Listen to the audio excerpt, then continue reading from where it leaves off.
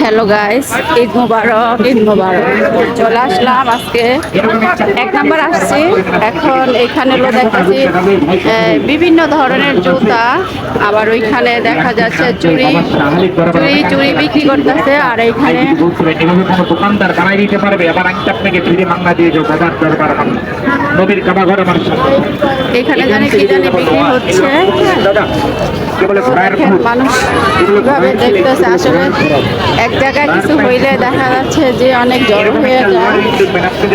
তো এখানে খোলা মার্কেটে আর কি চুড়ি বিক্রি হচ্ছে, এখানে চুড়ি মেহেদি, ঠিক আছে।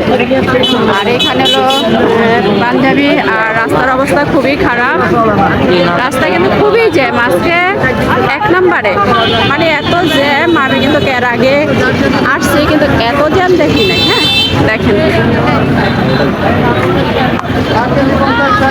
আসলে কালকে ঈদ, আজকে কিন্তু এত জ্যাম। হ্যাঁ, তো এখানে আবার কিছু খুলে দেখানো দেখা যাচ্ছে। এক সবগুলো জুতা দেখেন, ঠিক আছে। জ্যাম ছাড়াই একটু ফাঁকে আসলাম। তো এই পাশে যে আরেকটা রাস্তা আছে, আসলে এর আগে এদিকে কখনো ওরকমভাবে আসা হয় না।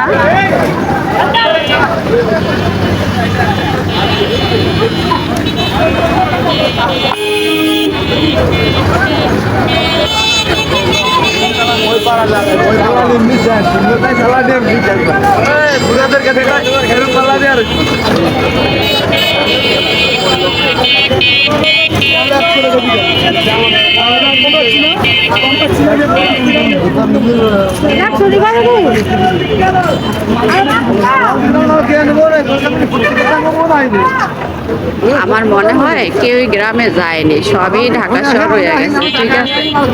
গ্রামে গেলে কিন্তু এত লোক থাকার কথা না, মনে হয় যে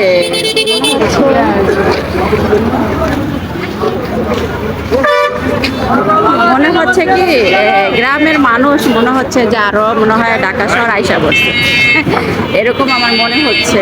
কারণ কি যে রাত হলে যেহেতু ঈদ, তাহলে এত জ্যাম থাকার তো কথা না। তো আমি আসলে এরকম জ্যাম এর আগে আমি দেখিনি, যে এখন যেরকম জ্যাম দেখতেছি।